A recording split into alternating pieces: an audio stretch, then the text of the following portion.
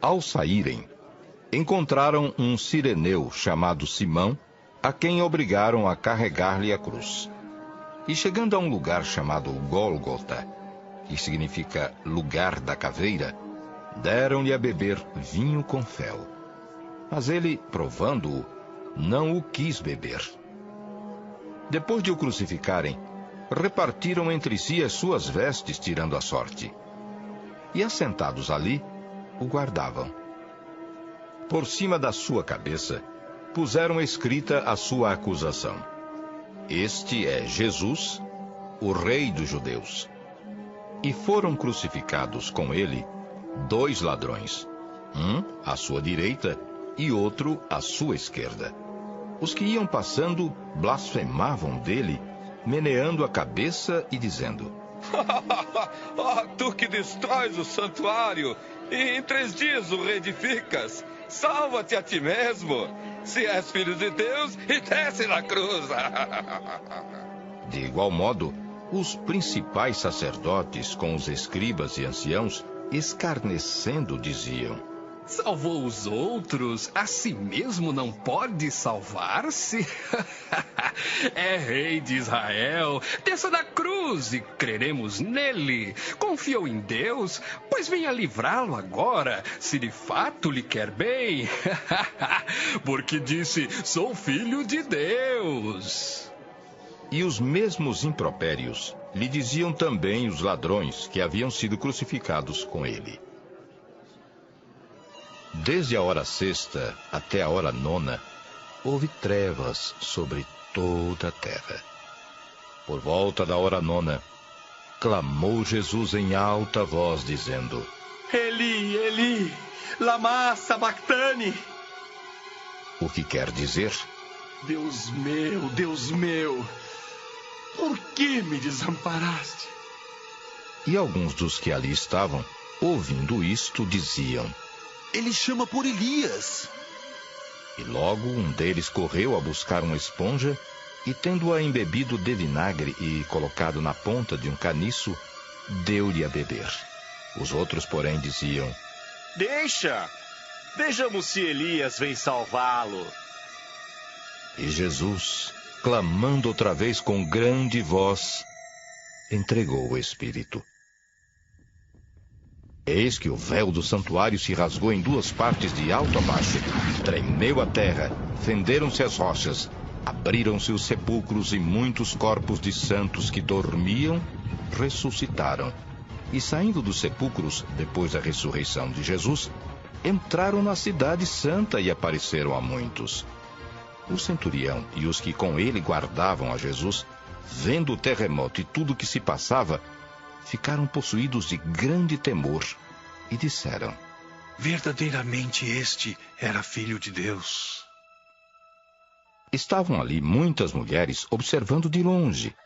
Eram as que vinham seguindo a Jesus desde a Galiléia para o servirem. Entre elas estavam Maria Madalena, Maria, mãe de Tiago e de José, e a mulher de Zebedeu. Caindo a tarde, veio um homem rico de Arimateia, chamado José, que era também discípulo de Jesus. Este foi ter com Pilatos e lhe pediu o corpo de Jesus. Então Pilatos mandou que lhe fosse entregue. E José, tomando o corpo, envolveu-o num pano limpo de linho e o depositou no seu túmulo novo que fizera abrir na rocha. E rolando uma grande pedra para a entrada do sepulcro, se retirou. Achavam-se ali sentadas em frente da sepultura Maria Madalena e a outra Maria. No dia seguinte, que é o dia depois da preparação, reuniram-se os principais sacerdotes e os fariseus e, dirigindo-se a Pilatos, disseram-lhe: Senhor, lembramo-nos de que aquele embusteiro, enquanto vivia, disse, depois de 3 dias ressuscitarei. Ordena, pois, que o sepulcro seja guardado com segurança até o 3º dia, para não suceder que, vindo os discípulos, o roubem e depois digam ao povo, ressuscitou dos mortos, e será o último embuste pior que o primeiro. Disse-lhes Pilatos: Aí tendes uma escolta. Ide guardai o sepulcro como bem vos parecer. Indo eles, montaram guarda ao sepulcro, selando a pedra e deixando ali a escolta. Deuteronômio, capítulo 7. Moisés disse ao povo: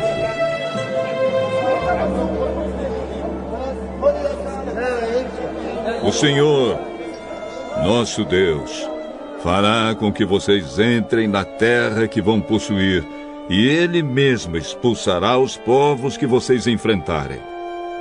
Conforme vocês forem avançando, Deus derrotará 7 povos que são mais numerosos e mais poderosos do que vocês. São eles os heteus, os gigazeus, os amorreus, os cananeus, os perizeus, os heveus e os jebuseus.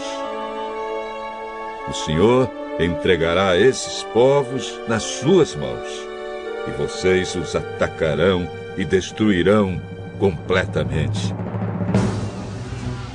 Não façam nenhum acordo de paz com eles, nem tenham pena deles. Não casem com essa gente, nem vocês, nem os seus filhos ou as suas filhas, pois esses povos farão com que os seus filhos rejeitem a Deus e adorem outros deuses. Aí o Senhor Deus ficará irado com vocês e os destruirá de uma vez. Portanto, derrubem os altares desses povos, quebrem as colunas do deus Baal, cortem os postes ídolos e queimem todas as imagens. Pois vocês são o povo escolhido pelo Senhor, nosso Deus. Entre todos os povos da terra, Ele escolheu vocês para serem somente dele.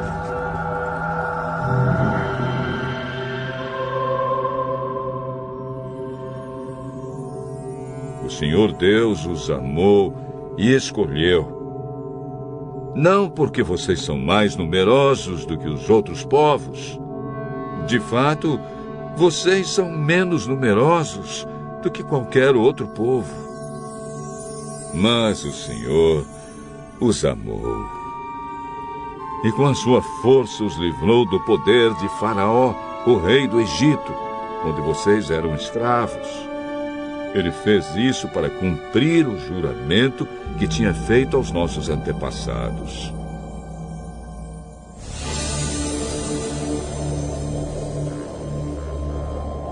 Lembrem que o Senhor, nosso Deus, é o único Deus. Ele é fiel e mantém a sua aliança. Ele continua a amar por 1000 gerações aqueles que o amam e obedecem aos seus mandamentos, porém castiga de uma vez os que o rejeitam. Ele não demora em castigá-los e destruí-los. Obedeçam, pois, às leis e aos mandamentos que hoje eu estou dando a vocês. E façam tudo o que eu mando. Se vocês derem atenção a essas leis e as cumprirem fielmente, o Senhor, nosso Deus, manterá a sua aliança e continuará a amá-los, conforme prometeu aos nossos antepassados. Ele os amará e abençoará, e fará com que se tornem mais e mais numerosos. Ele lhes dará muitos filhos, boas colheitas de cereais, uvas e azeitonas, e muitas crias de gado e de ovelhas. Deus lhes dará todas essas bênçãos na terra que Ele dará a vocês, conforme o juramento que fez aos nossos antepassados.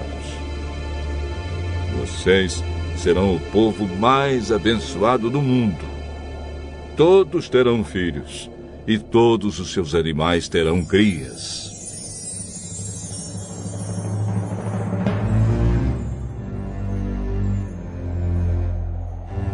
O Senhor Deus os protegerá de toda enfermidade e nunca os castigará com as terríveis doenças com que castigou os egípcios, como vocês bem sabem. Pelo contrário, Ele mandará essas doenças para os povos que odeiam vocês. Acabem com todos os povos que o Senhor nosso Deus entregar nas mãos de vocês. Não tenham pena deles, nem adorem os seus deuses, pois isso seria uma armadilha mortal para vocês.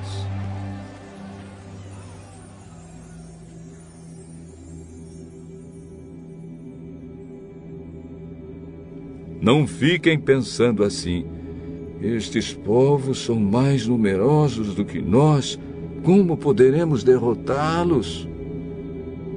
Não tenham medo deles. Lembrem daquilo que o Senhor nosso Deus fez com o rei do Egito e com todo o seu povo. Lembrem das pragas, dos milagres e das coisas espantosas que vocês viram. E não esqueçam o grande poder com que o Senhor os tirou do Egito. Pois o Senhor nosso Deus fará com esses povos de quem vocês estão com medo a mesma coisa que fez com os egípcios. Deus fará com que esses povos fujam apavorados e destruirá os que escaparem e se esconderem de vocês. Portanto, não tenham medo deles, pois com vocês está o Senhor nosso Deus, o Deus que é forte e causa medo. Pouco a pouco, Ele irá expulsando os povos que vocês enfrentarem. Mas vocês não irão destruí-los todos de uma vez. Se fizessem isso, o número dos animais selvagens aumentaria e eles seriam um grande perigo. O Senhor vai entregar os inimigos nas mãos de vocês e vai deixá-los tão apavorados que eles serão destruídos. Deus também entregará nas suas mãos os reis desses povos. Vocês os matarão e ninguém lembrará nem do nome deles. Vocês derrotarão todos os seus inimigos. Ninguém poderá resistir. Queimem todas as imagens dos deuses desses povos. Não cobiçem a prata e o ouro que estão nas imagens, nem fiquem com eles, pois isso seria uma armadilha mortal para vocês. Para o Senhor, nosso Deus, adorar ídolos é uma coisa nojenta. Não levem nenhum ídolo para dentro de suas casas, pois a maldição que está sobre o ídolo estará também sobre vocês.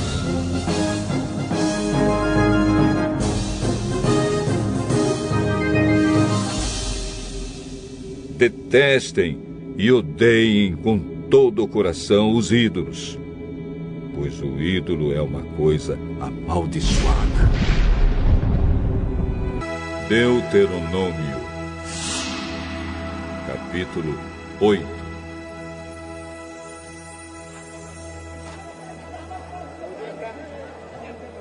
Moisés disse ao povo: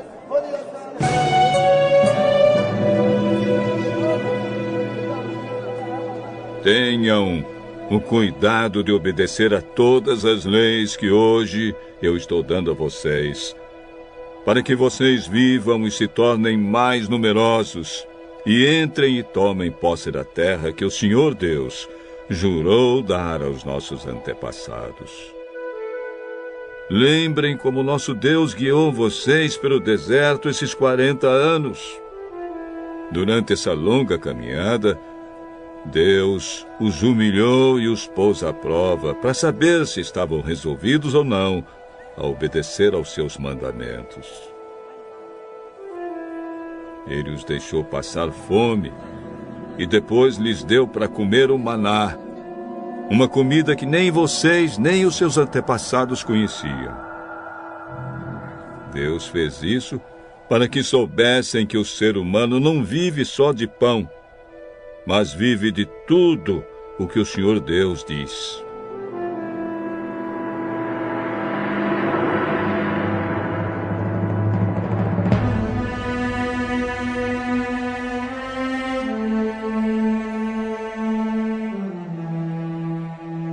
Durante esses 40 anos, as roupas que vocês vestiam não ficaram gastas, e os seus pés não ficaram inchados.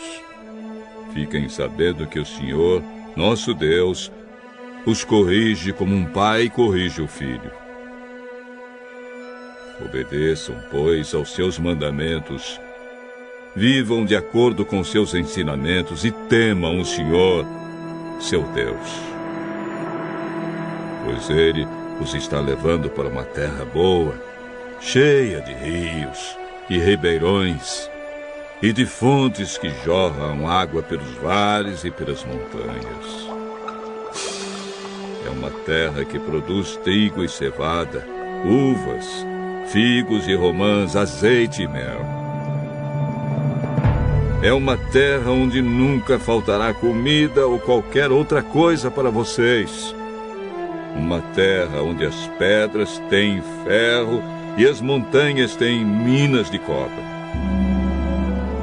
Vocês terão toda a comida que precisarem e louvarão o Senhor nosso Deus pela boa terra que lhes deu.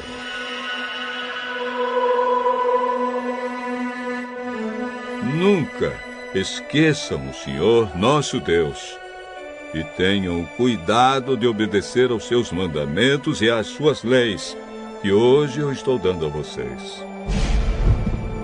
Naquela terra vocês terão toda a comida que quiserem. Construirão casas boas, onde morarão. O seu gado e os seus rebanhos aumentarão. Vocês ajuntarão mais prata e ouro e terão tudo de sobra. Então, tomem cuidado para não ficarem orgulhosos e esquecerem o Senhor, nosso Deus, que os tirou do Egito, onde vocês eram escravos.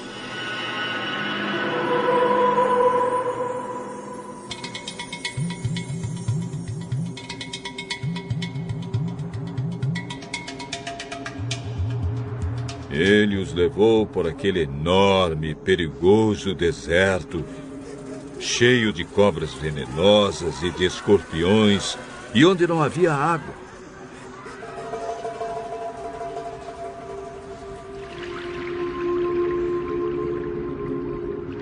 Mas no deserto, Deus fez sair a água da rocha bruta para vocês beberem.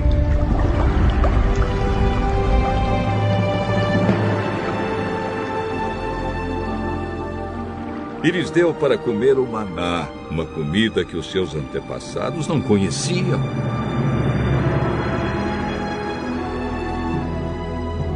Ele fez tudo isso para humilhá-los e para fazê-los passar por provas a fim de abençoá-los mais tarde.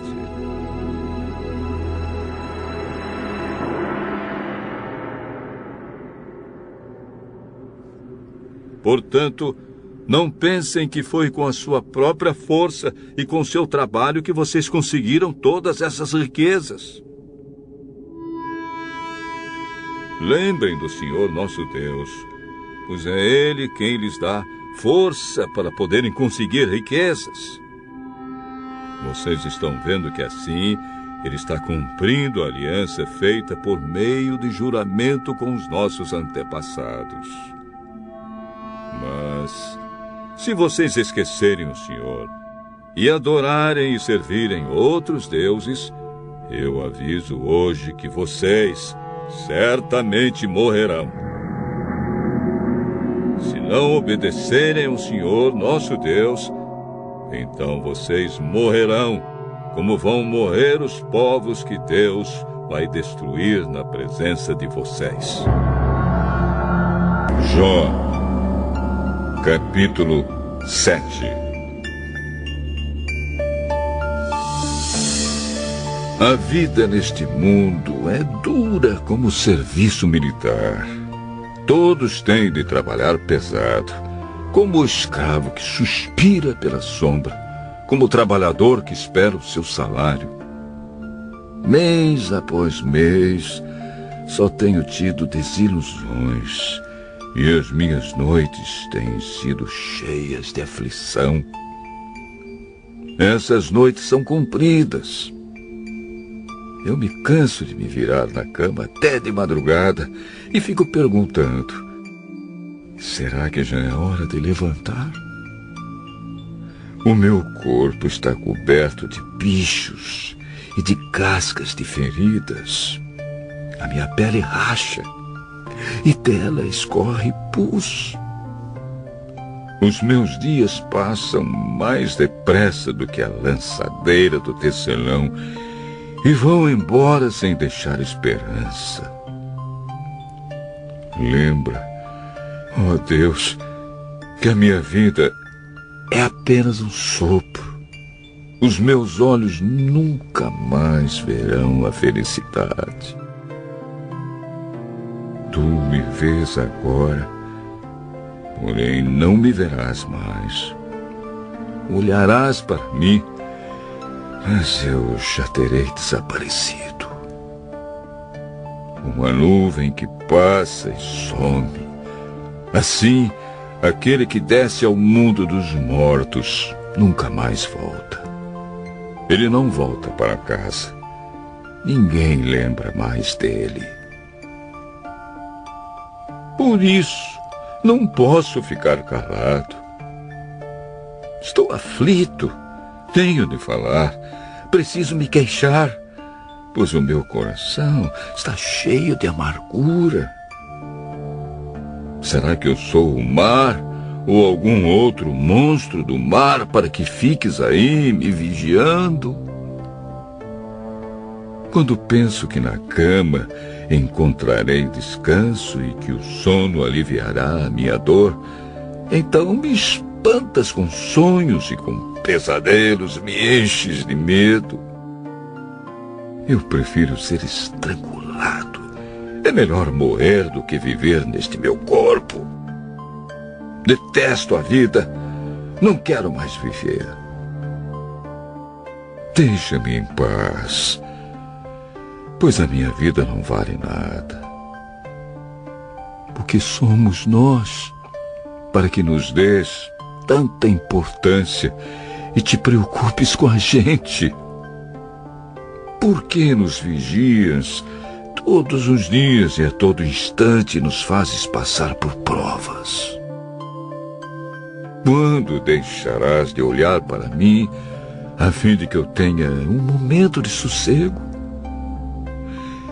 Se pequei, que mal fiz a ti, ó vigia das pessoas? Por que fizeste de mim o alvo das tuas flechas? Por acaso sou uma carga tão pesada assim? Por que não perdoas o meu pecado e não apagas a minha maldade? Logo estarei na sepultura. Tu me procurarás, mas eu não existirei mais.